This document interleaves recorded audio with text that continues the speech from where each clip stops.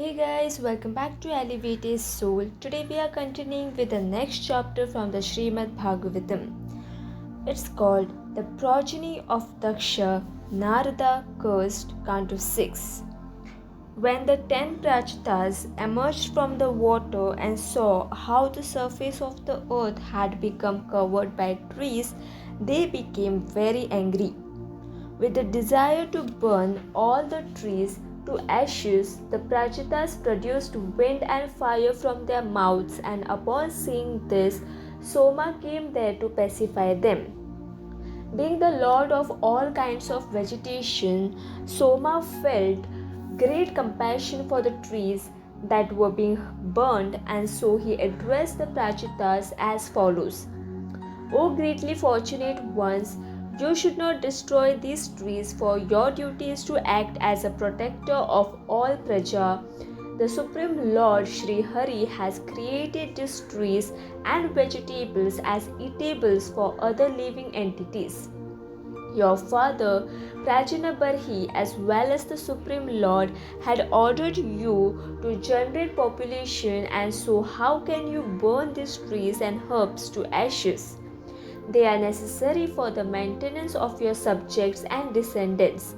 As the parents maintain their children, as the eyelid protects the eye, as the husband takes care of his wife, as the householder maintains beggars, and as the learned guide the ignorant, so the king is the protector of all his subjects. These trees are also citizens within the kingdom, and so I request you to control your anger and give them protection. The Supreme Lord is situated within the hearts of all moving and non-moving entities as the Paramatma, and thus every form of material body is a temple of the Lord. You should satisfy the Lord by adopting this exalted vision, and thus refrain from killing these living entities in the form of trees. Let the remaining trees be spared.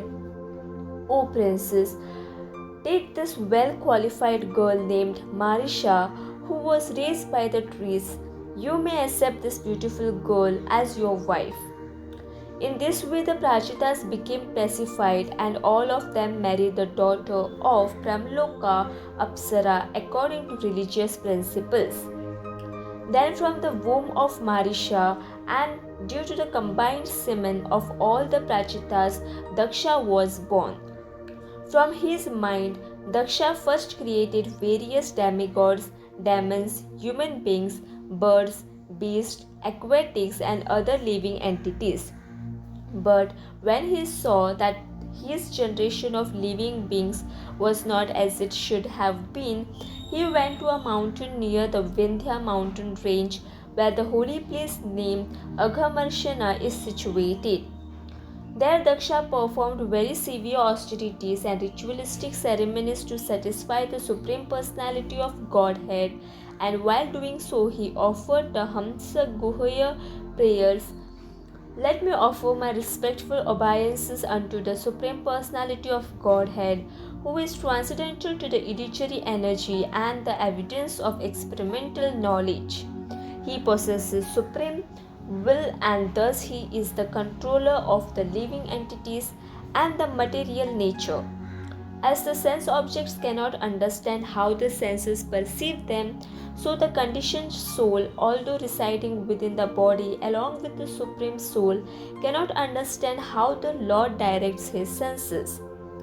When one's consciousness is completely purified of the contamination of material existence, both gross and subtle, without being agitated as in the waking and dreaming states, or without the mind being dissolved as in Supti, called deep sleep, one comes to the platform of trance. At this time, one's material vision and the mental memories that manifest various names and forms are vanquished. Only in such a state of trance is the Supreme Personality of Godhead revealed. Just as great learned Brahmanas who are expert in performing sacrifices can extract the fire which is dormant within wood by chanting the 15 Samidhini mantras, so those who are advanced in terms of pure consciousness can find the Paramatma situated within their hearts. When will that Supreme Personality of Godhead become pleased? The Supreme Brahman, Krishna, is the ultimate source of everything. He does everything, whether he personally acts or causes others to act, and thus he is the cause of all causes. Acting from within the cores of the hearts of philosophers that propagate various views, he causes them to forget their own souls, while sometimes agreeing and sometimes disagreeing among themselves. Thus, he creates within this material world a situation in which such philosophers are unable to come to a conclusion. As the air carries the characteristics of the physical elements, such as the aroma of a flower or colors resulting from a mixture of dust and air, so the Lord appears through lower systems of worship according to one's desires, although he appears as the demigods and not in his original form. What is the use of these other forms? May the original Supreme Personality of Godhead please fulfill my desires. The Supreme Lord, who is extremely affectionate toward his devotees, became very pleased by Dakşa's prayers and thus appeared at the holy place of Aghamarshana. The Lord's lotus feet rested upon Garuda's shoulders, and his 8 hands he held a disc, conch shell, sword, shield, arrow, bow, rope, and club. His deep bluish body was covered by yellow garments, and his face appeared very cheerful. From his neck to his feet hung a long garland, and his entire body was decorated with uncommonly beautiful ornaments. The Lord was accompanied by great devotees like Nārada and the principal demigods headed by Indra. Situated on both sides of the Lord and behind him as well, these devotees continuously offered him prayers. At first, when Dakşa saw the wonderfully effulgent form of the Lord, he became somewhat afraid, but then with great pleasure he fell down onto the ground like a stick to offer his respectful obeisances. As rivers become filled with water that flow down from a mountain, all of Dakşa's senses became filled with pleasure due to seeing the Lord, and because of that ecstasy, he could not say anything but remained lying upon the ground. The Lord knew of the desire within Dakşa's heart, however, and so he mercifully addressed him as follows: O most fortunate Prachitasa, because of your great faith in me, you have attained the supreme devotional ecstasy. Indeed, because of your austerities combined with devotional service, your life has become successful. My desire is that everyone within this world become happy, and you also performed austerities for the welfare of the universe. I am thus very pleased that you endeavored to assist me in fulfilling my desire in this way. For this reason, you Prajapatis, who are expansions of my marginal energy, are also considered incarnations of my various qualities. My dear Dakşa, Prajapati Panchajana has a daughter named Asakni, whom I wish that you accept as your wife. By uniting in sexual intercourse, you will be able to beget hundreds of children and thus increase the universal population. These children will also become captivated by my illusory energy, and thus, like you, they will engage in sexual intercourse. However, due to my mercy upon you as well as them, they will also be able to worship me in devotion. After speaking to Dakşa, Lord Vishnu immediately disappeared as if he were an object experienced in a dream. Thereafter, impelled by the illusory energy of the Lord, Dakşa begot 10,000 sons named the Haryashvas in the womb of his wife, Akshini. All of these sons were very gentle and obedient to their father. When Dakşa ordered them to beget children, they went to a place of pilgrimage named Narayana Saras toward the west, where the river Sindhu meets the sea. In that holy place, the Haryashvas regularly bathed in the holy lake. Having thus become purified, they became inclined towards the activities of the Paramahamsas. Nevertheless, because their father had ordered them to beget children, they performed severe austerities for that purpose. Then one day Narada approached the boys and said, "My dear Haryasvas, you have not seen the limits of this earth. There is a kingdom inhabited by only one man, wherein there is a hole from which, having entered, no one emerges. A woman there who is extremely unchastity adorns herself with very attractive dresses and ornaments, and the man who resides there is her husband. In that kingdom there is a river that flows in both directions, a wonderful house made of 25 ingredients, a swan that vibrates various sounds, and an automatically revolving object made of sharp razors and thunderbolts. Since you inexperienced boys have not seen all this, you are devoid of advanced knowledge. Considering this, how will you create progeny? Your father is omniscient, but you do not know his actual order. Without knowing the real purpose of your father, how will you create progeny?"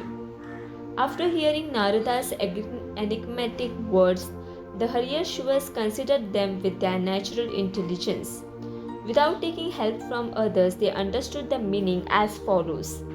The earth refers to one's field of activities or material body, and the only male is the Supreme Personality of Godhead, who is actually the sole enjoyer. The whole refers to the lower planetary systems called Biraswarga, for hardly once has a person entered there and returned. Being influenced by the mode of passion, the conditioned soul's unsteady intelligence is like a prostitute who repeatedly changes her dress just to attract one's attention. The husband of the prostitute is the conditioned soul who possesses the impure intelligence by which he loses all independence. The river refers to material nature, which functions in two ways, for creation and dissolution. One who is submerged in the river of Maya may get free by coming in the shore of knowledge and austerity, but the current is swifter near the shore. The house made of 25 elements refers to the cosmic manifestation. The swan is one who can discriminate between matter and spirit, and its vibrations represent the words of Shastra. The object made of sharp blades and thunderbolts is eternal time, which relentlessly drives the activities of this material world. The Haryashvas understood Shastra to be the real father, and by not knowing its purpose, who is truly ignorant. The Haryashvas became fully enlightened about the value of spiritual life due to hearing Narada's instructions. Having all reached the same conclusion, they accepted a great sage as their spiritual master, and after circumambulating him, they followed the path by which one never returns to this material world. Narada had known that the Haryashvas were eligible for liberation due to having become purified by living in a holy place and performing austerities. Narada therefore thought, why should these boys be encouraged to become entangled in family life, which is so dark that, having once entered, one cannot leave it? Thus, the great sage had approached the Haryashvas and discovered them from following their father's instructions, so that they could instead search for the Supreme Lord, who is situated within the core of the heart. After delivering the Haryashvas, Narada continued traveling throughout the universe, his mind always fixed at the lotus feet of the Lord. When Narada personally came and informed him of how his sons had gone back home, back to Godhead, Dakşa lamented bitterly at the loss. Lord Brahma was able to pacify him with good instructions, however, and so Dakşa thereafter begot 1,000 more sons named Savalashvas in the womb of his wife Panchajani, after being ordered by their father to beget children. This second group of sons also went to Narayana Saras to perform austerities. With this, we will continue the next chapter in the next video. Radhe Radhe.